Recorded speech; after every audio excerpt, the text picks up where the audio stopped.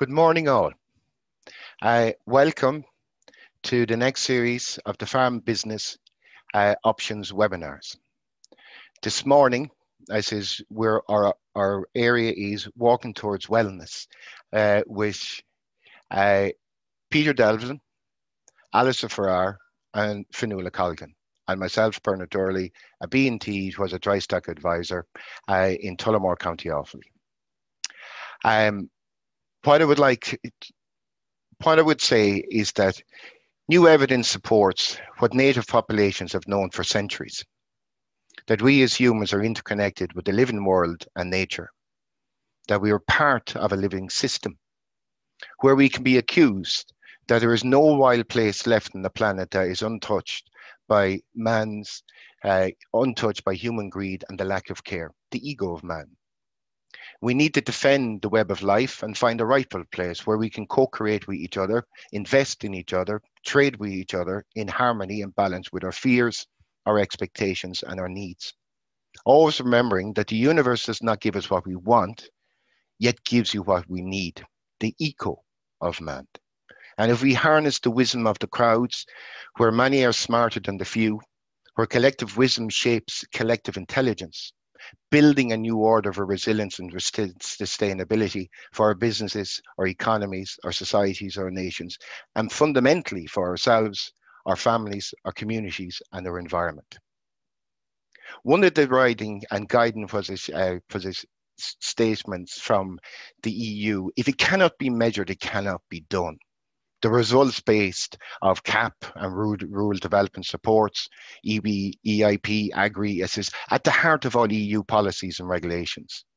It's assumed into Irish law that governs CAP and farm family supports is central to the EU Green Deal, biodiversity, farm to fork strategies, which are just two parts of that component.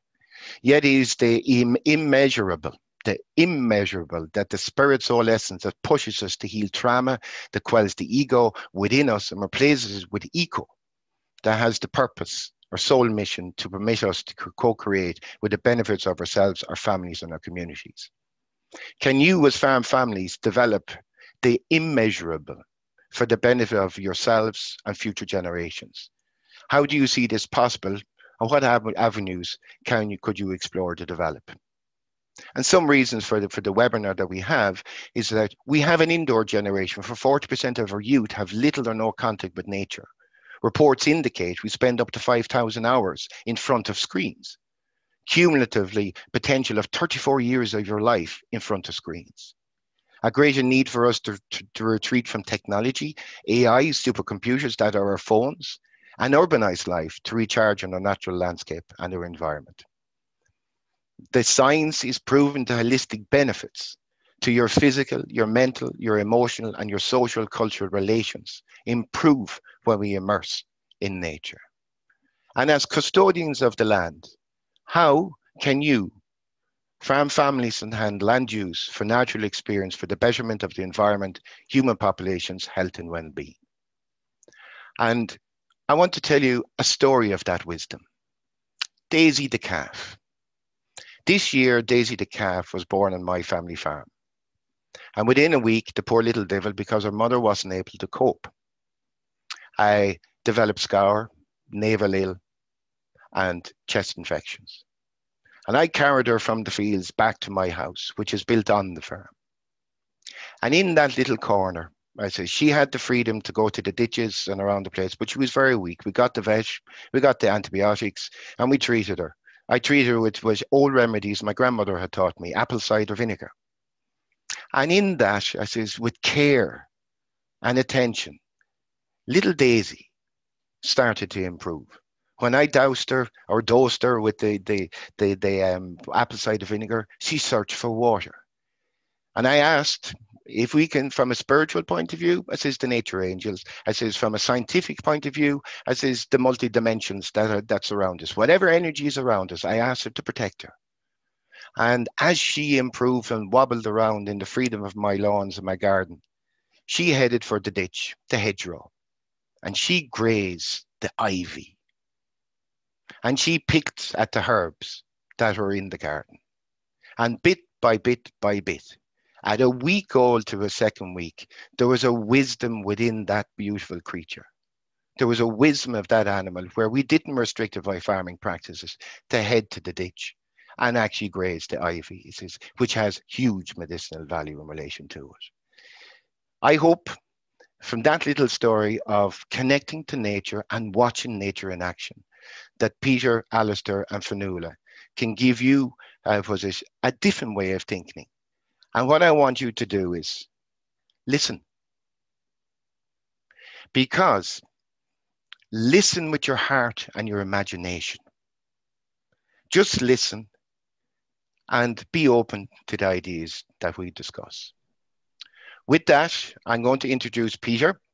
Peter lives in North Sligo, originally from a family in County Down, and has worked as a psychotherapist since 2000.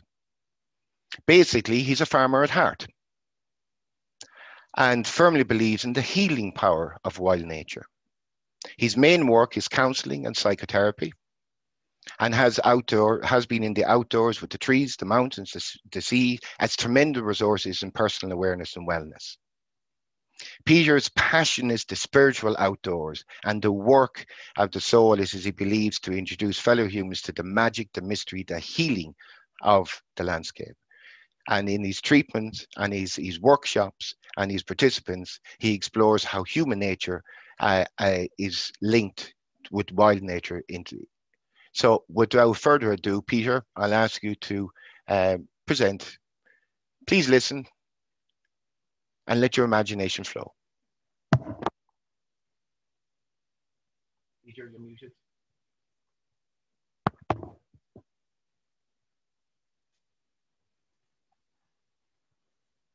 Peter? Good, Ben. Thanks, Peter. Good morning. You're all very welcome, especially those from outside Ireland. And I hope that you're able to understand my accent in speaking English. I have great memories of growing up on a small farm in County Down in the north of Ireland. Each field had a name. I thoroughly enjoyed walking those fields, feeding the cattle and the sheep, feeding the pigs, especially during the winter. We grew potatoes, oats, and made hay. Two memories stand out. Preparing the ground for the potatoes and oats, and then the satisfying moment of taking time to lean on the gate to look at the field with satisfaction at the work of human hands. It brought great joy and satisfaction to have the seeds sown. Second memory is we had a tradition of blessing the crops. So usually a few weeks after sowing or planting, one of us would go into the field, sprinkle some holy water on it, make the sign of the cross. What that ritual was saying, over to you now, soil and God, we have done our best. Please grow. This memory highlights the main point I want to share with you today. It's about connecting with our land. In these days of COVID, Brexit, economic uncertainty, climate change, and all the rules, what we can or can't do with our farm in relation to slurry and hedge cutting, we can so easily spend so much time complaining and become victims of the very land that we have. The question arises now, how can farm families actually enhance their relationship with nature and their farm? I suggest the following. But first, I tell you a little story. In Dublin, in Ireland, one winter's day, a little girl was sitting on the street begging. She was blind, and she had a little notice asking for help. The money wasn't coming in. Then somebody stopped and was doing something. And after that, the money was rolling in. So eventually curiosity made her ask somebody, "What is written on my poster?" And the person said, "It says, it's a lovely day, but I can't see it."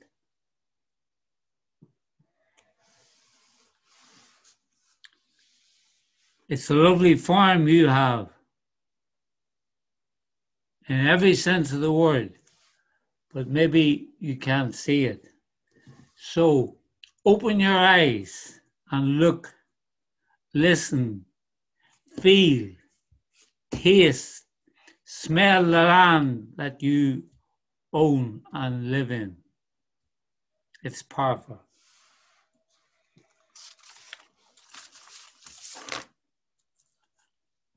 Begin to see your land as a friend, as someone or something on your side. Avoid looking at it simply as something to make money from. Finance is important, but it's not the whole story. As my mother used to say, health is the wealth of the world. I certainly agree with her now, given the health challenge that I've been faced with recently. My greatest resource that keeps me going every day, apart from family and friends, is nature. The sea invigorates me, strengthens me with its power and vitality. Trees slow me down and strengthen my immune system. Mountains offer me inner strength and resilience. The green grass reminds me to keep fresh, alert, and willing to learn and grow. We are not separate from the earth we inhabit. Yeah, the ego would suggest that all that is important is making money from it. But the eco perspective is about community and contentment. Enhancing one's relationship with nature involves a shift to a new way of being on the land.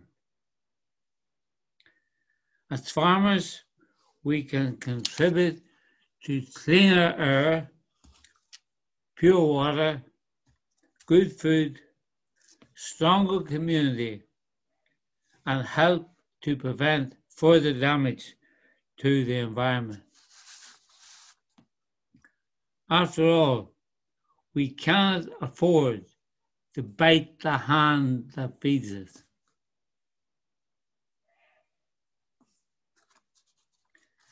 So introduce your family to the land by your example.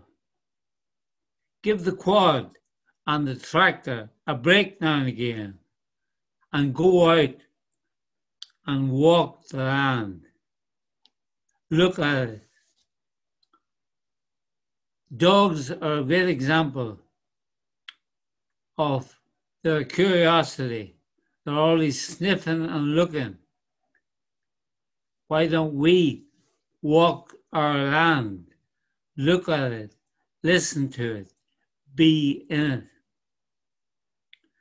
Approach it with gratitude and curiosity. Perhaps you'll find a place, you'll stumble on a special place which speaks to you and moves you. I suggest you go to that place often with your sorrows, your joys, your worries, your doubts.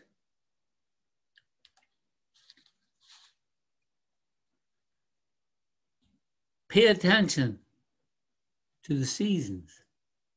Each have their gift. To the cardinal directions of north, south, and west, and east. Notice a good night sky. It can often be the best film you'll see. A sunrise, a sunset. They're all opportunities to connect with this wonderful earth we inhabit.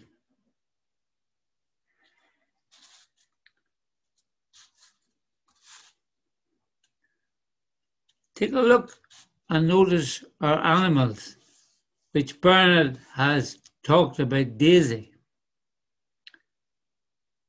They teach us about birth, nurture, growing up, flourishing, loyalty. Then the importance of separating from mother and sickness and, of course, death. It's all there to behold.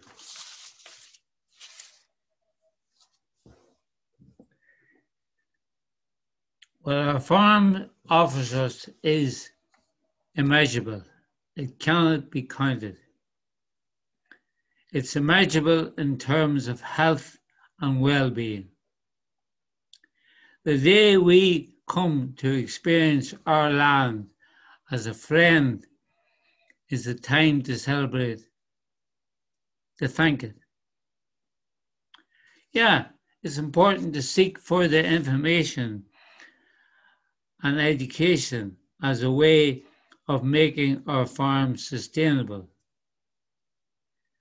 But remember that busyness is the enemy of creativity.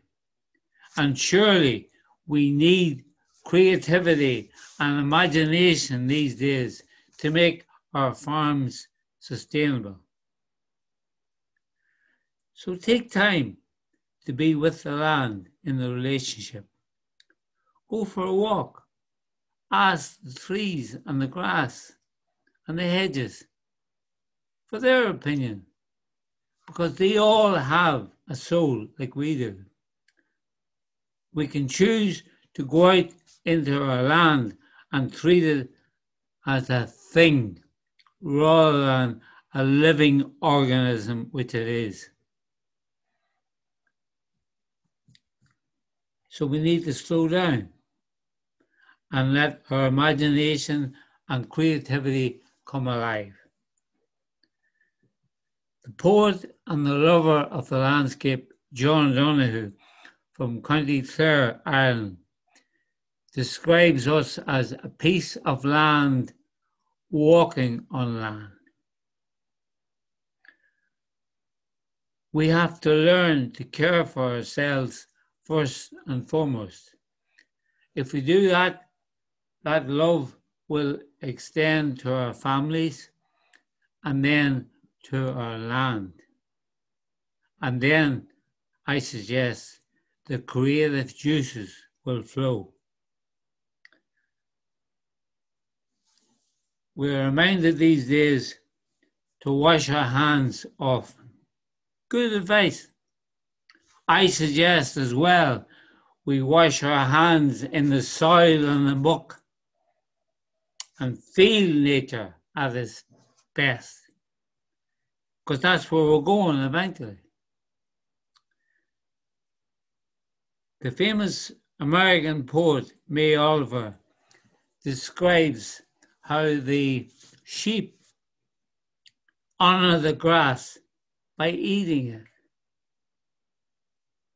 Can I say, in the times we live in. How can we honor our farms that we're so lucky to have?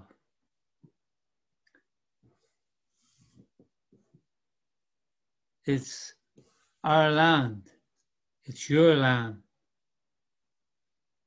And in the times we live in these COVID times, isn't it interesting that people are safest when they're outdoors? So, thank you for listening. On the first chance you get, say hello and thanks to your farm. Thank you very much, Peter. Very much. Beautiful. You have an option. There's a question and answers button. If you wish to pose questions that we will deliver or have a look at when we're finished the three speakers. So without further ado, I'm going to go forward to Finola. Finola is with Mental Health Ireland. She's a representative as a role as a development officer with Mental Health Ireland for the promotion of mental health in Ireland. And I leave it open to you, Finola. Thanks very much, Bernard. And I'm kind of wondering, how do you follow Peter with all of that? I was very fortunate to hear Peter the other day when we were,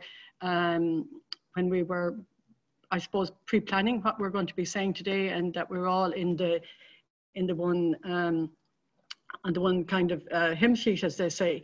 So Peter, thanks very much for that. It's been very motivating, and I've heard it a second time. I've even heard more again, say. Bernard, I just want to check, is my PowerPoint coming up?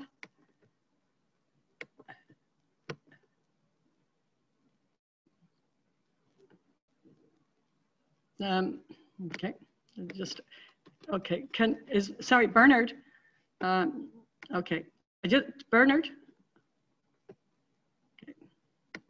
Mute. Sorry, Finola. I was just checking. Did my PowerPoint come up? It did. It did, Finola. Fire away. Okay, sorry. Perfect. Right, Perfect. Thank you. Yeah, just from current slide. Okay. I think it might come up differently when it's on a webinar. So, guys, I understand from Bernard that apart from our Irish local residents, we also have a number of people joining us from Spain, from Bavaria, from Lithuania, from Germany, and so you're all very welcome. So I would like to add to Bernard's story about Daisy. So our Daisy on our farm, and I have a farmer for a husband, or a husband for a farmer. So I've inherited a farming way of life because I grew up in a country town in West Waterford called Lismore. Very ordinary life, go to school 9 to 5, all of that stuff, set out to be a teacher. And when I came to the Midlands, I met with Tim, who is my husband, and I've become a farmer's wife. So this is where I am. So last year, as in April of 12 months ago, a neighbour came to us with this, a fox, a cub that had been abandoned by not abandoned, had become orphaned. And he heard it squeaking and squealing, picked it up, put it into his pocket, brought it home and fed it cat food for a number of weeks. And then he thought, where do I go to next? So it landed with us. And my children just absorbed this fox like a pup and a pet. And they had grown up listening to their dad talking about when he was so young, all those decades ago, he had a pet fox. And of course, they lived for the day that they might have this, albeit they're hitting on it in their late 20s. And at the beginning, the fox was treated like a little pup, brought into the kitchen, brought out, to sleep in a safe area at night, long lead put on it, brought for walks and all of that. And then this summer, they decided, you know what, we'll let him go completely. And and the fox hasn't left us. So what I'm saying to you, and to build into what Bernard and what we'll hear from Alastair and what Peter has shared with us, nature itself adapts, and adapts very well. And that we've got to learn to the current times, and at any decade, we always have to be able to adapt to current circumstances and not to be overwhelmed by it. And as the guys have just said, linking into nature, linking into our very own farm, environment, our own farm facilities can enhance that. And that's part of the motivation here this morning, to look at what are the benefits for any of us living on a farm, what can we take from it, how can we share it with our communities. And like you can see there with that image of trees, we see the top part of the tree, but look at all the roots that are holding it together. And even like a tree can bend in very high winds, and we've known this from Storm Ophelia, but more trees than not kind of hold their own ground. And it's what's happening under the ground is what's really important. It's a bit like, I suppose, ducks and water birds, like looking graceful above the water, but paddling and working hard underneath. So just like in terms of Mental Health Ireland, we're a national voluntary organisation. I'm not going to delay on it, but you know, you can find out more about us on our webpage. And one of our really strong and very innovative projects was where myself and Barry Caslin, we looked at the whole issue of mental health and well-being in the farming community. And we started off with an idea that actually developed into the production there in front of you, the Pressures of Farming. And it's a book of 2 parts, and I'd encourage you to look it up on our website. And then earlier on in the year, again, approached by Barry, we were looking at what can we do to support farming during COVID at the early stages. And we came up with this idea to run a theme for every week. And one of the more exciting things for us was to link in with a young farmer, very innovative, very creative in Mayo. And I know Mayo got kind of hammered again in the football field, but sure, there's lots of other good things happening in Mayo. And John, JG, as I know him, has come on board with us, and he ran a whole week of linking us all into nature. And what's really wonderful about that is on our national website, it's people that are non-farming have found so much solace in what JG has offered. So once again, I would encourage you to have a look at that website, and in particular JG's work, where he brings us through meditation. And JG did all his meditation outdoors, and that was really powerful. Not sitting in a sitting room, not sitting in a kitchen, but outdoors under the trees, near the walls. And this is where the power of nature can be so important to us. So a favorite quotation of mine is, what you focus on grows, what you think about expands, and what you dwell upon determines your destiny. And we're hoping today that from the shared contribution and all the other sessions and this program series of options being developed by Teagasc, to think about, like, because you know, if you focus on the positive, you'll feel good and you'll respond positively. And clearly, if you go the opposite direction and you kind of be feeling disconnected, not in good form, you know, that can bring you down. So we're always better to put our energy into the positive and to find that. And as Peter has shared with us, that can clearly be achieved from you know, going out, taking heed of what's around us and clearing the mind, as they say. And it's put kind of health and well-being into context, like our physical health, our mental health, our spiritual health, our social, our sexual, emotion. They're all interlinked. They're all interlinked in the society we live in, and they're all interlinked in the environment in which we live. And I think, like personally, I appreciated it enormously that with COVID, and I was so used to being on the road nearly every day about my work, meeting with people, sometimes dashboard dining, having connection, communications on site with people, to being, as they say, driven back to staying put at home. And I know one day my husband said to me, well, which would you prefer? He said, because I suddenly realized I would never, since I got married over 30 years ago, had I ever spent so much time, so many weeks full time at home. And I said to him, and I turned, you know what, Tim, I much prefer it, because you can have your cup of tea, you can have your chat, you can walk out your back door. But I fully appreciated I was living on a farm. I wasn't stressed out by kind of running into neighbours. I was only going into town maybe once every 10 days and all of that. And this is where I found the personal benefit of nature. But I've always appreciated living on the farm as a non-farmer, as a non-farmer's wife.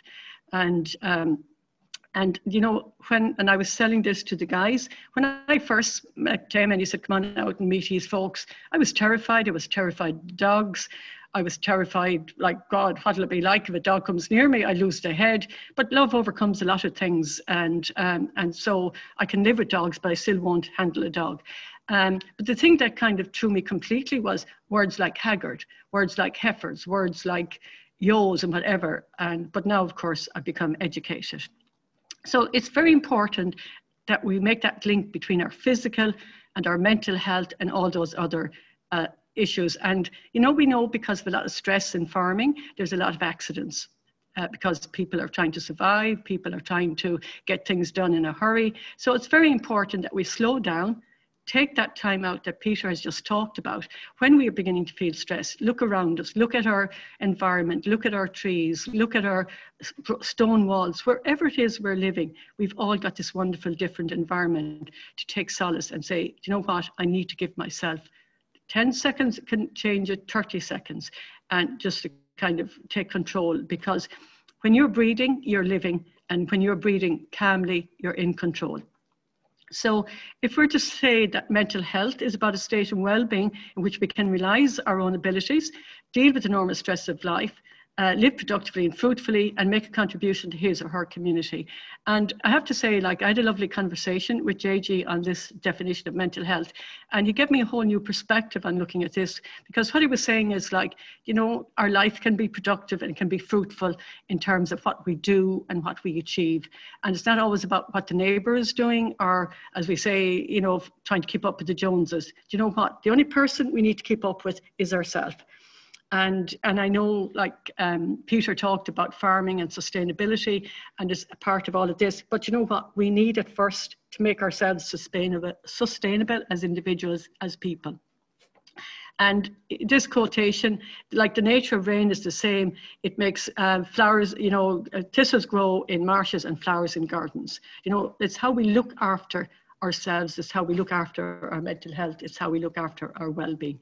And a guy called Corey Keyes did a lot of interesting research on this. And I think he's worth kind of taking a moment out on, because what through his research, he discerned that we can go through phases from flourishing to languishing. And I think we can all kind of identify with that. COVID has kind of, some people are flourishing through COVID, other people are languishing through it. But COVID or no COVID, life will throw its ups and downs. And farming will always throw its ups and downs, for whatever the generation, whatever the century. And I think we need to understand that and to allow ourselves, you know, when we're feeling disconnected, and we feel our mental health isn't in a great place. But, you know, we can reconnect with nature. And you know, there's a lovely concept out there called CHIME, which is like connect, our hope, our identity, finding our meaning in life, and then feeling empowered. So kind of think of that, and to allow the fact that there will be days where we might say, here in Ireland, we call it stuck in a rut. Might want to get out of bed, might want to fill in those, dare I say it, Teagasc forms, whatever. But you know what, it's all part of the process.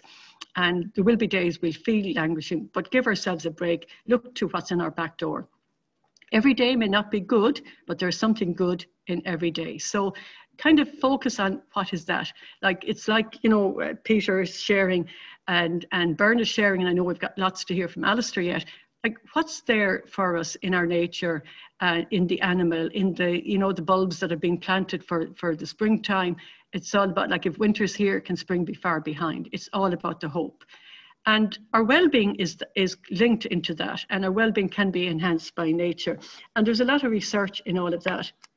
And even in the mid-80s, a guy called Frederick Law Olmsted, he was a renowned landscape architect, and this is in 1800s. He wrote extensively about the mental health benefits of nature. He declared that time in nature provides relief from ordinary cares, change of air, and change of habits. Additionally, it increases the subsequent capacity for happiness and the means of securing happiness. And that happiness is very, very personal to us. What makes me happy, what makes somebody else happy. Say, I know at a point earlier in summer, I was looking at or facing the consequence of losing a tooth, which kind of floored me almost altogether, and thoughts of kind of having a false tooth and whatever. And I got my second opinion on it. And the next dentist was able to retrieve it and save the situation for it. For me, that was happiness. Finola, 1 minute. Yeah. Lovely. Thanks, Bernard. You're welcome. So basically then what we're saying to you is take a rest. A field that is rested gives a beautiful crop. And we owe that to ourselves. And what we've linked in here is, you know, ask yourself at the session today, what I can control and what I can't control. And as Peter has said to us, I can control washing my hands. I can control wearing my mask. I can't control what's going on in Brexit, but what can I control? And that's an exercise in hand. And to kind of wrap up, literally, on the 5 ways to well-being, which links in really well, is our connect, be active, take notice, keep learning, and to give. And that's what we are doing today. We're connecting, we're being active, we're taking notice, we're keeping learning, and we're going to give. And to remind you once again to stop and take a moment out to feel nature. And my last kind of question or thing is, the best time to plant a tree was 20 years ago. The next best time is now. And that is so important, like to get out there, enhance our farm surroundings, enhance kind of diversity, biodiversity. And I'd like to leave you with a sobering thought on the word sober. So S for stop, O for observe, B for breathe, breathe in, E to expand, what can you do, and R to respond to the situation. And so thanks very much. I was really happy to be able to be part of this process, and I enjoy so much working with Teagasc, and Bernard was a whole new invitation for me, Bernard, and I was delighted to be party to it. So you're welcome. Thank you very much. Finola, can you pull your screen back? Sorry. Perfect. Sorry, Finola. Okay, I wish to introduce Alastair. Alastair Ferrar is a landscape architect, an ecological designer, and an environmentalist at heart. Alastair grew up in Southern Africa and studied in landscape architecture in the University of Pretoria, following the designs with nature. Principles developed by Scottish architect and environmentalist Ian McHarg. Alastair fell in love with an Irish girl. That's how we happen to have him here. It says, so he works with communities and individuals to develop landscape master plans and management plans using his understanding of natural systems. Alastair has particular interest in the landscape scale ecological restoration and bringing people and communities into closer contact with nature in their daily lives. Without further ado, Alastair, over to you. Thank you, Bernard. I'm not on mute, no. I'm not a farmer, but I often wish I was, because farmers are custodians of the land. Today, I'll be talking about repair. Repair of nature, in particular, repair of the self, and how these two ideas go hand in hand. More specifically, I would like to talk about how the act of repairing or restoring nature, even at the smallest of scales, can be fundamental to repairing or restoring oneself. But first, a little bit about me. I have this black and white photograph. It's of me and my older brother. We're maybe 3 and 5, not a stitch of clothing on us. We're standing behind a very large tree in our back garden, and it shows both of us from behind, peering around this large tree at a wild bull elephant facing us, not even 20 meters away. He was grand, he was fine, he was quietly eating seed pods off the next tree, not a bother in him. I don't remember that, but what I do remember is moments like that. And I guess this was just our normal. I now live in the Midlands of Ireland with my wife and my young children, which is a far cry from where I grew up in Zimbabwe. But and I must confess that I'm a recent arrival here, so forgive me if I'm missing the correct string occasionally, but I'll do my best. This is now where I call home, and this is we're here to stay. Some say that the Midlands is a bit ordinary. Some don't have much to say about it at all. I tell them, if you open your eyes and look, it's full of fascination and beauty. Okay, people don't have bull elephants come knocking at their back doors. But apart from all the crack and the neighborliness and the good humor, the exciting thing about the Midlands is its massive potential, the massive potential that it holds in its landscapes to carry an abundance of biological life, enough to rival anywhere in Africa. I should say, just like any Irish person, I do know about place. and the importance of being placed or rooted somewhere. Anyway, that's about me. Back to this idea of repair that I want to talk about. Repair of nature, wild nature, repair of the self, and how this act of repairing or restoring nature can be fundamental in repairing or restoring oneself. This is important. The human being is an animal that just loves to repair things. It's a habit that runs deep within us. We're Homo sapien, but we could be Homo reparens. And you farmers, you lead the charge in this area. Repair gets your farm machinery running again. Your fences, your gates, your outbuildings, they all need mending. And repair makes us feel good deep down within us. And it gives us this, it gives us an amazing sense of worth. So that's the power of repair. Hold on to that thought. Now about nature and wellness. We all know that there's all sorts of evidence now that supports this idea of how access to fresh air and green space improves our health and well-being, how interacting with wild nature improves our health. I'm not here to repeat any of that. We all know that well by now. Why is nature good for us, in particular wild nature? I'm sure many of us understand the concept of biophilia, or if you don't, you may well be practicing it unknowingly. Biophilia is not a new concept. Peter spoke about it in his presentation earlier.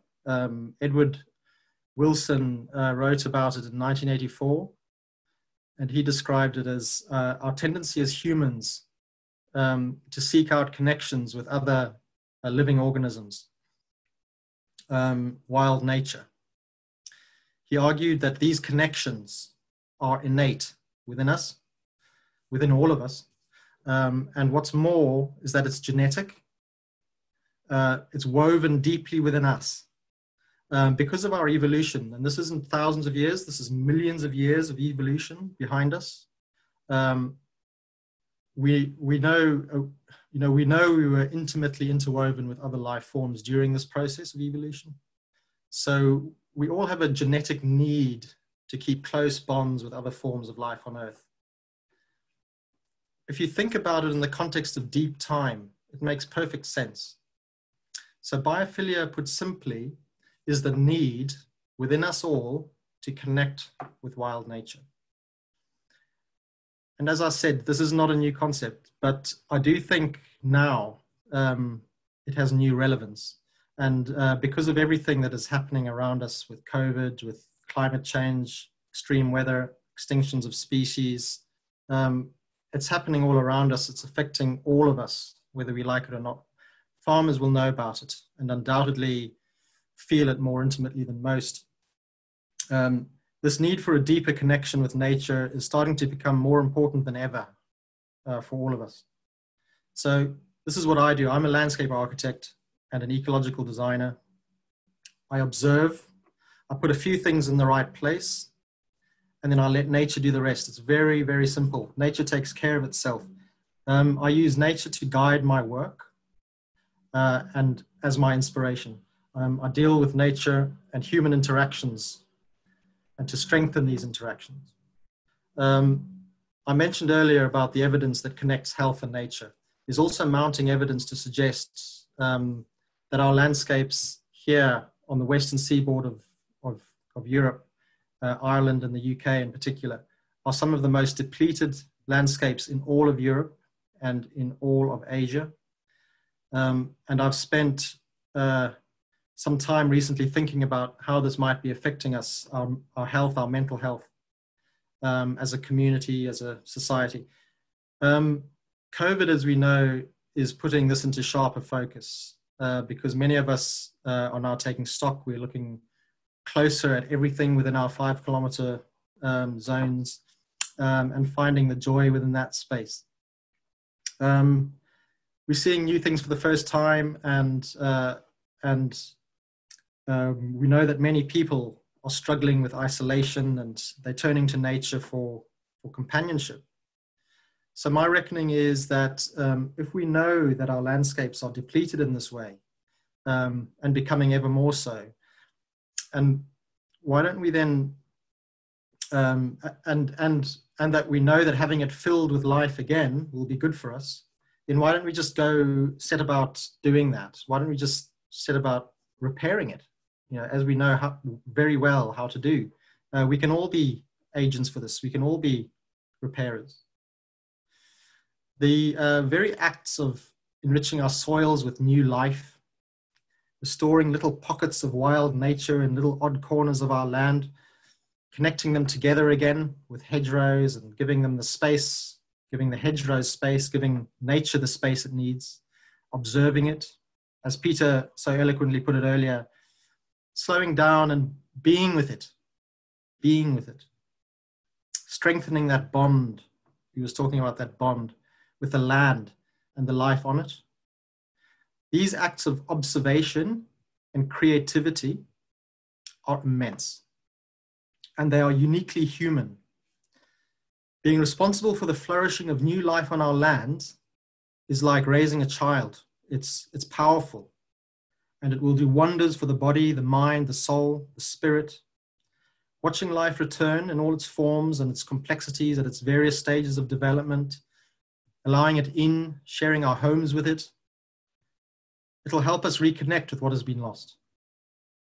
And it's not until we make those reconnections, we will know exactly what has been lost and lost within us, and how well we will feel for bringing all of that back.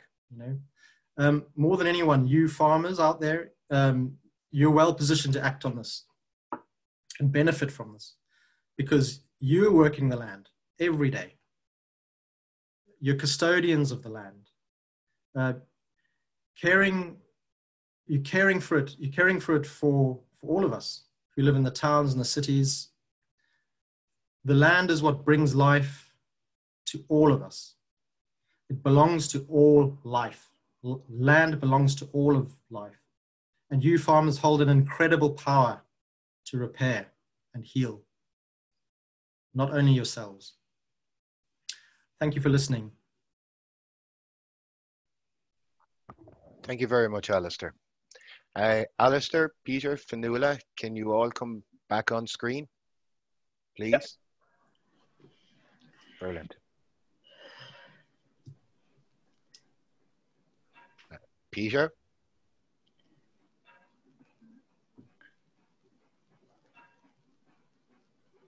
Okay. Lovely. Bird. Hello, Peter. Yeah, I'm here. Right, can we see you? Good man. Brilliant. Thank you so much. I'm just going to go into 2 minutes, because what Peter, Alastair and Finola are saying, that when we find balance within ourselves, imagination, creativity, innovation. And I just want to relate to work that's done by Natalie Turner. And it's just, again, 1 minute, just listen. We need to develop curiosity so we can identify our needs, because we have fears, expectation, and needs. We need to develop creativity so we can ignite new ideas. We need to develop critical thinking so that we can investigate what we want to create or co-create. We need to have the courage and develop courage to invest in decisions when we do not know what maybe the outcome will be. We need to develop commitment to see things through and implement and stand up in the face of this disappointment if it doesn't work. But we need to develop the ability to be clever and to improve and rapidly learn from failure.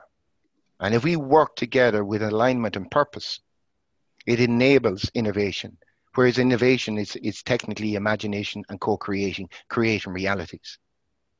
But it's the cultivator of multiple mindsets, multiple skill sets, multiple cultures. Know what to deploy, because that harvests diversity. And in the bio, if we look at biosynthesis, biophilia, biologica, we are all interconnected within that. And innovation, if you want it, or creativity, imagination will flourish. On that basis, it is the lifeblood of this earth and this planet. Peter, can you give examples of how farmers and farm families can reconnect more with nature? Just 1 minute response. Yeah, well, one of the best ways is use of the senses. As the fellow says, get out of your head and into your senses.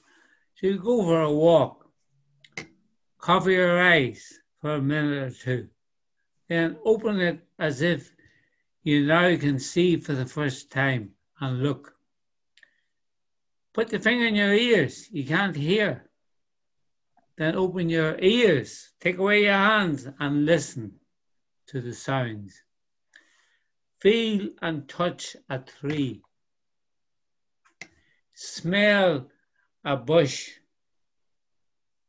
And taste a bit of grass or something. Because I usually do that. I've always done that the first time I take any client out to do therapy. And that's to make the foundation. And one of the best compliments I ever get when someone says to me, I never walk the same now since you did that exercise. Absolutely beautiful.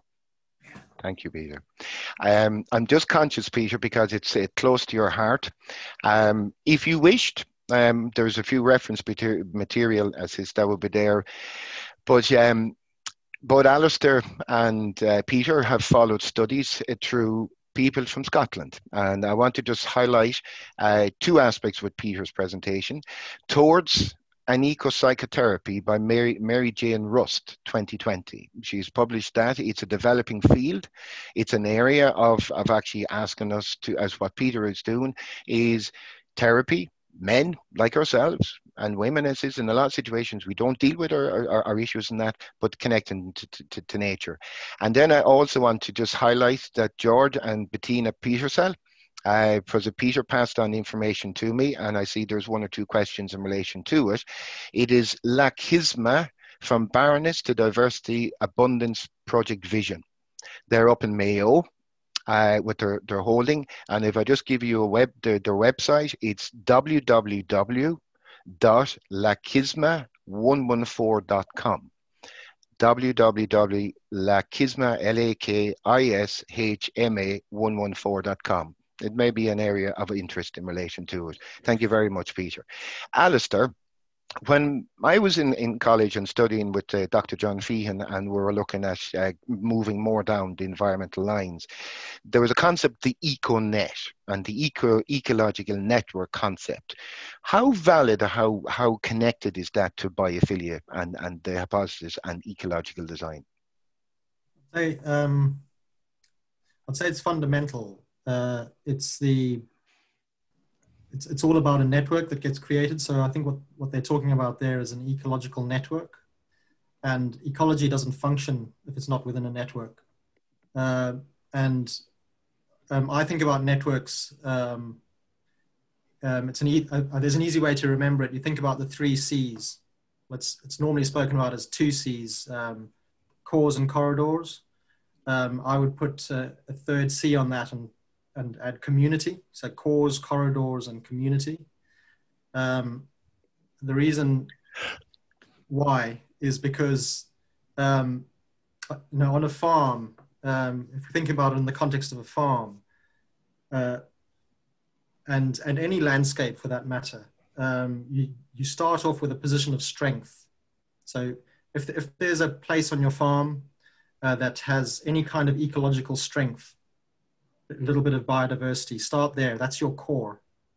And then extend out from that core to the boundaries of your farm, and those are the corridors.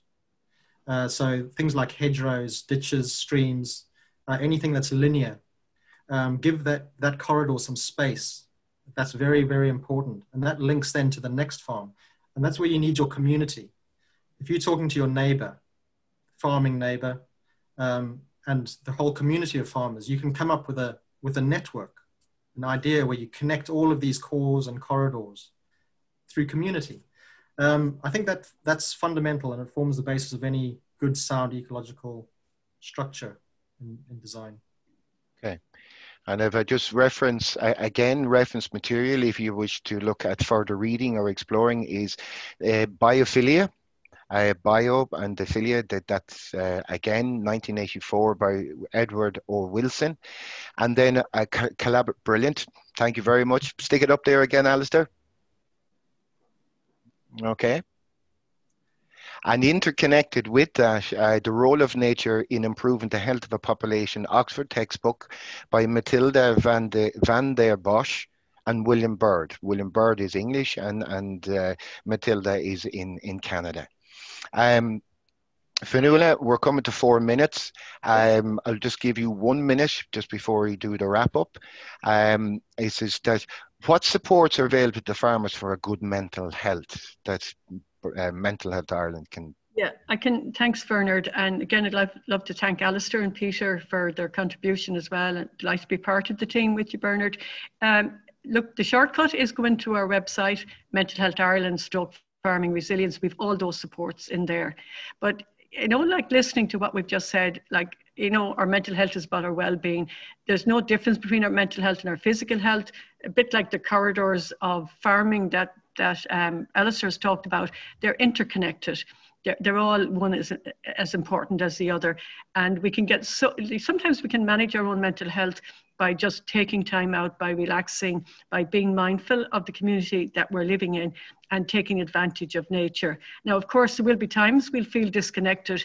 So it's important to recognize that and to be able to chat to somebody and to talk. But I'd encourage people to link into our website and again, refer people back to we four sessions of mindfulness given by John Gerard Murphy. And that's all we need to take is 2 to 3 minutes out of our day to relax and to be mindful, Bernard. So we have it within ourselves. What can I control? What can I do? Yeah, thank you. Thank you, Finola.